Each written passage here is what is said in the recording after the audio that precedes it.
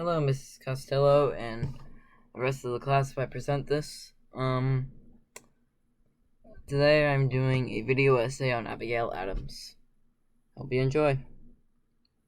Abigail Adams brought more intellect and ability to the position of the First Lady of the United States than any other woman.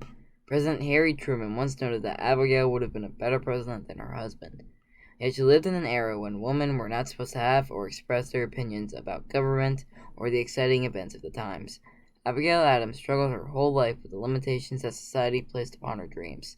Despite these hardships, she found a way to use her talents to serve her nation by assisting and advising her husband, President John Adams, and teaching and guiding her son, President John Quincy Adams, throughout her 74-year life. This American heroine was an invaluable contributor to the founding and strengthening of the United States.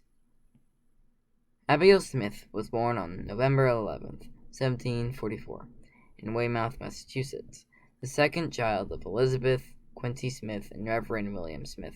Her father was a pastor of Weymouth's North Parish Congregational Church and one of the best educated and most prosperous citizens of the community. As a religious man, he taught Abigail to respect God and help others in any way she could. Abigail's mother, Elizabeth, spent much of her time visiting the sick and bringing food, clothing, and firewood to needy families. From the time she was a young woman, Abigail accompanied her mother on these visits and put into practice lessons her father taught her about helping those who were less fortunate. New England schools of the time admitted only boys. Girls were primarily instructed at home. Few people believed that women needed such much learning. Such limitations did not satisfy Abigail, and she began to educate herself by reading the books in her father's library. She read all about different subjects and was probably the most well-read woman in 18th century America. Abigail regretted, however, that she did not have the opportunity to pursue a formal education, which was reserved for men. As a woman of the 1700s, Abigail could not understand her nation's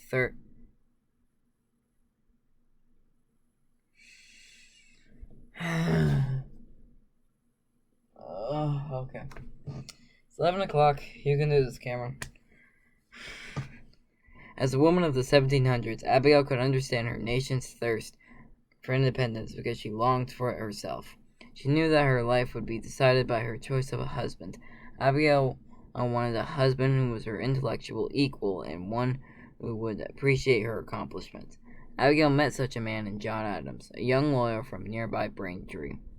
During their 2-year courtship, the young couple spent long periods apart and relied upon writing letters to keep in touch. On October 25th, 1764, Abigail's father presided over their wedding. The young couple moved into the house John had inherited from his father in Braintree and began their life together. John and Abigail's. Oh my God, why? Why? Probably because I'm tired and brain dead. John and Abigail's marriage was successful from the outset. Abigail proved to be exceptionally capable of managing the family's finances and household. Meanwhile, John's career took a dramatic turn for the better. He began to ride the court circuit, building a successful law career. John's frequent absences from home and family were a prelude to more painful separations in the years ahead, but the young couple was willing to endure personal hardships for the good of their family and nation.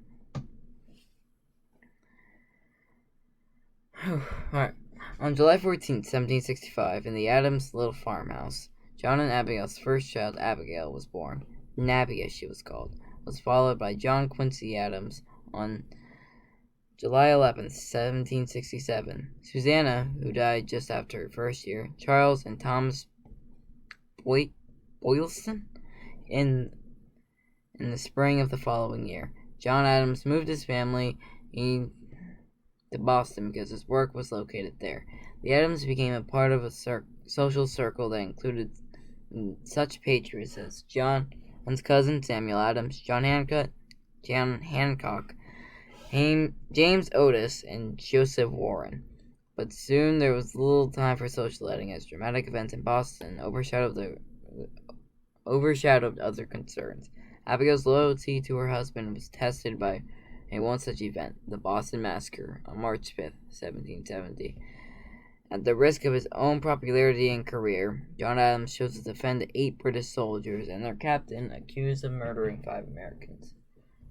Although John was an ardent patriot and favored independence, he felt the soldiers had acted properly and had been provoked into firing by an unruly mob. Also, he felt it was important to prove to the world that the colonists were not under mob rule, lacking directions and principles, and that all men were entitled to due process of law. Most Americans, driven by emotion, were angry with Adams for defending the hated redcoats. But throughout the ordeal, Abigail supported her husband's decision. In the end, Adams was proved correct, and all 9 of the men were acquitted of the murder charges. While the verdict diffused the crisis, far greater ones were destined for the colonies. In 1774, John went to Philadelphia, Pennsylvania, as a delegate for the First Continental Congress, where America made its first legislative moves towards forming a government independent of Great Britain. Abigail remained in Braintree to manage the farm and educate their children. Again, letter writing was the only way the Adams could communicate with each other. Their correspondence took an even greater meaning, for Abigail reported to her husband about the British and American military confrontations around Boston. Abigail was aware of the importance of these events and took her son, John Quincy, to the top of Penn's Hill near their farm to witness the Battle of Bunker Hill on June 17, 1775. John soon was appointed president of the Board of War and turned to Abigail for advice on carrying out his job. She was the one person he could look to for advice and support in politics and government. Throughout his career, Adams had few confidants. Thus, Abigail advised her husband, and John valued her judgment so much that he wrote his wife, "I want to hear you think or see your thoughts." In 1778, John Adams was sent to Paris on a special mission to negotiate an alliance with France. He subsequently remained in Europe from 1778 to 1787 through a succession of different appointments, except for a 3-month rest at home, during which time he drafted the Massachusetts Constitution. Now separated from her husband by the Atlantic Ocean, Abigail continued to keep their farm running, paid their bills, and served as teacher to their children. She particularly labored to develop the great abilities of her son, John Quincy, who had joined his father in Europe. In one letter to her son, she inspired him to use superior abilities to confront challenges before him. These times in which a genius would wish to live, great necessities call out great virtues. 1784, with independence and peace secured from Great Britain, Abigail sailed to Europe to join her husband and son. Abigail spent 4 years in France and England, while her husband served as U.S. Minister to Great Britain. As the wife of a diplomat, she met and entertained many important people in Paris and London. While never at home in these unfamiliar settings, Abigail did her best to enjoy the people and places of both countries. Nevertheless, Abigail was pleased when the time came to return to Braintree in 1788. The next year, John Adams was elected the first Vice President of the United States. During the course of the next 12 years, as John Adams would serve 2 terms as Vice President and 1 term as President, he and Abigail moved back and forth Philadelphia and then Washington, D.C. Throughout these years, Abigail frequently made use of her writing abilities in defense of John and his policies. Time began to take its toll on Abigail. She had recurring bouts in rheumatism that forced her frequently to retreat. Wait, what? What did I write? Throughout these years, Abigail frequently made use of her writing abilities in defense of John and his policies. Time began to take its toll on Abigail, and she had recurring bouts in rehumanism that forced her frequently to retreat to the peace of Braintree recover. After 8 years of apprenticeship as vice president in 1796, John Adams was elected to succeed. They had little time to enjoy their success, for the United States was in very dangerous condition when Adams took office. Party lines were forming. John Adams faced dissent in his cabinet, and the vice president, Thomas Jefferson, was head of the opposition party. John realized the problems he faced and wrote to his wife, who was in Quincy recovering from a rheumatic bout, that I never wanted your advice and assistance more in my life. Abigail rushed to her husband's side and maintained a grueling schedule to perform all her duties as First Lady. She entertained guests and visited people in support of her husband. The First Lady had a limited budget to carry out her duties, but she compensated for this with her attentiveness and charm.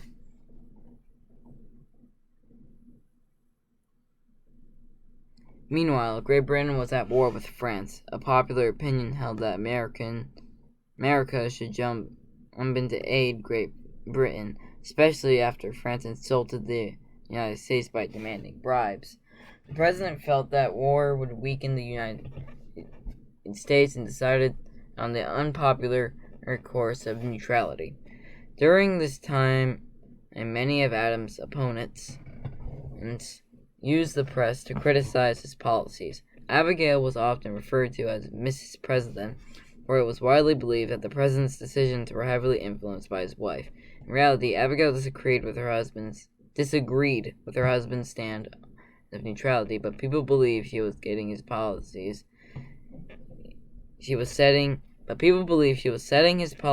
and this weakened John Adams politically. 1798, with John Adams' approval, Congress passed the Alien and Sedition Acts, which were aimed at restricting foreign influence over the United States and weakening the opposition press. Abigail supported these measures because she felt they were necessary and needed to stop the press from undermining her husband. These acts proved very unpopular, with Thomas Jefferson and James Madison leading the unpopular stand on war, leading the process against them. Adams' support of these acts undermined his popular support, already suffering from his but unpopular stand on war with France, and led to his failure to be re-elected in 1800.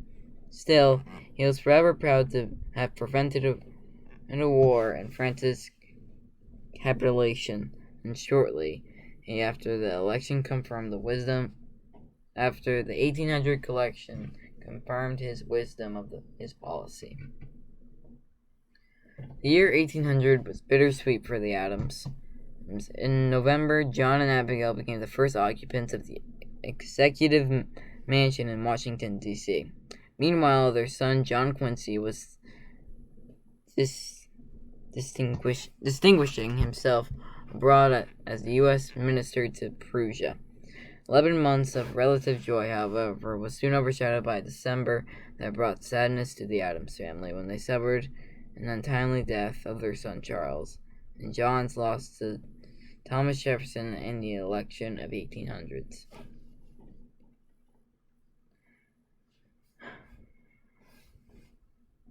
In March 1801, John and Abigail retired to Quincy. During her last years, Abigail occupied herself with improving her home and entertaining the many children, grandchildren, nieces, and nephews that would visit. In the company of those she loved, Abigail was content with her domestic chores, visits to friends, and ceaseless writing. Abigail focused much attention on the advancement of her son, John Quincy's career. The proud mother watched as he distinguished himself as a U.S. Senator, Minister to Russia, and Secretary associated with the life of public service. In October 1818, Abigail contracted typhoid fever. Surrounded by family members, she died made on October 28th. John Adams and his wife had shared 54 years of happiness and companionship. And the second president was moved by Abigail's death to write, "I wish I could lay down beside her and die too." Today, nearly 2 centuries after Abigail's death, her legacy survives in the letters she wrote, which chronicle this important period of history. The memory of Abigail Adams is still present at the Adams National Historical Park, which serves as an invaluable resource for witnessing this woman's contributions to the improvement of her family and nation through public service. Visitors can witness firsthand the environment that shaped the character and ideas of the Adams family, and in doing so arrive at a better understanding of these important men and women. The National Park Service conscientiously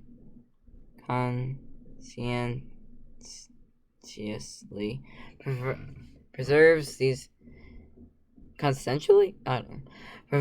these houses and the property around them, and to provide present and future generations with the window to view an American family who contributed to their country through public service. Well, yeah, that's all I got. This is gonna take forever to edit. I know this is a bit past 5 to 10 minutes, but I just had a lot to write. Anyways, thanks for listening, I guess. Hope you enjoyed. Bye. Ending update. I'm sorry. It's just a picture. It's really late, and I kind of just want to get this done. So, yeah. Sorry. Yeah, I hope you enjoyed and stuff, and, yeah, hope you have a nice day. Bye.